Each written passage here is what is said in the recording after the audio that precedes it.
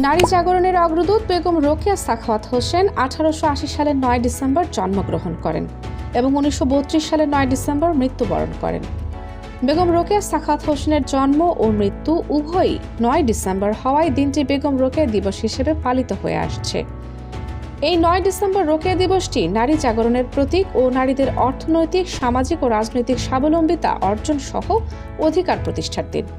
বেগম রোকেয়া সাখাওয়াত হোসেন 1880 সালের 9 ডিসেম্বর রংপুর জেলার মিঠাপুকুর উপজেলার খোদ মুরাদপুর ইউনিয়নের পায়রাবন্দ গ্রামে জন্মগ্রহণ করেন এবং 1932 সালের 9 ডিসেম্বর ভারতের কলকাতায় মৃত্যুবরণ করেন। মহিয়সী নারী বেগম রোকেয়ার জন্ম ও মৃত্যুবার্ষিকী উপলক্ষে সারা দেশের ন্যায় নওগাঁ আত্রাই উপজেলা প্রশাসন ও উপজেলা মহিলা বিষয়ক অধিদপ্তরের আয়োজনে সকালে এক বর্ণাঢ্য র্যালি বের হয়ে উপজেলার প্রধান সড়ক প্রদক্ষিণ শেষে উপজেলা পরিষদ হল রুমে উপজেলা মহিলা বিষয়ক অফিসার মোহাম্মদ মোয়াজ্জেম হোসেনের সভাপতিত্বে আলোচনা সভা অনুষ্ঠিত হয়। আলোচনা সভায় প্রধান অতিথি হিসেবে উপস্থিত ছিলেন আত্রাই উপজেলা নবাগত উপজেলা নির্বাহী অফিসার শেখ মোহাম্মদ আলাউল ইসলাম। বিশেষ অতিথি হিসেবে উপস্থিত ছিলেন উপজেলার সহকারী কমিশনার ভূমি নূরে আলম সিদ্দিকী। অন্যান্যের মধ্যে বক্তব্য রাখেন United press club Atrai Naogaon সভাপতি সাংবাদিক কামাল উদ্দিন টগর, সাংবাদিক রিমা খাতুন, শুদ্রানা মাধ্যমিক বিদ্যালয়ের প্রধান শিক্ষক অমরেন্দ্রনাথ সাহা, আত্রাই উপজেলা যুব উন্নয়ন অফিসার এস.এম. নাসির উদ্দিন, অগ্রযাত্রা ডাকসো এনজিও উপজেলা ম্যানেজার আব্দুর রৌফ মিলন, সাথী আক্তার, নাজমুন নাহার, চম্পা বিবি, সালমা বেগম প্রমুখ। অনুষ্ঠান সঞ্চালনা করেন উপজেলা প্রতিবন্ধী অফিসার কে.এম. কামরুজ্জামান। আলোচনা শেষে 5 ক্যাটাগরিতে জয়ীদের মাঝে ক্রেস্ট ও সনদপত্র প্রদান করা হয়। এদিকে অন্যান্য বছরের তুলনায় এবছর বেগম রোকেয়াকে নিয়ে সহনীয় মানুষের মাঝে যে প্রতিশ্রুতি রয়েছে, সরকার তার বাস্তবায়নমূলক পদক্ষেপ গ্রহণ করবে আশা প্রকাশ করছে। দেশ দর্পণ নিউজ, দেশের সাধারণ জনগণের সংবাদ মাধ্যম। আপনার সংবাদ এবং বিজ্ঞাপন প্রচারের জন্য যোগাযোগ করুন স্ক্রিনে দেখানো হোয়াটসঅ্যাপ নম্বরে। আমার বিয়ের বয়স 30 বছর। আমার স্বামী দুঃখের বিষয়, আজ 8 বছর হলে আমার স্বামী প্রতিবন্ধী। তো যাই হোক, আমি স্বামী স্ত্রী দুজনেই কল্পনা করি আমার ছেলে মেয়েকে ভালোভাবে লেখাপড়া শিখে মানুষের মতন মানুষ করে গড়ায় তুলব। আজ বেগম রোকেয়া দিবস। রোকেয়া দিবস উপলক্ষে উপস্থিত সবাইকে আমার সালাম এবং আদাব। আসসালামু আলাইকুম। মায়ের নাম নাসিমা বেগম।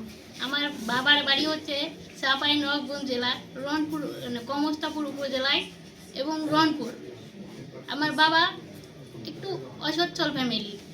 আমরা 2 ভাই, ছোট 2টা ভাই, একটা ছোট বোন ছিল। আমার জীবনের একটা ইতিহাস অত বলা সম্ভব না এখানে। মূল কথা হচ্ছে যে আমি অর্থনৈতিকভাবে অনেক দুর্বল ছিলাম বিগত 15 সাল পর্যন্ত।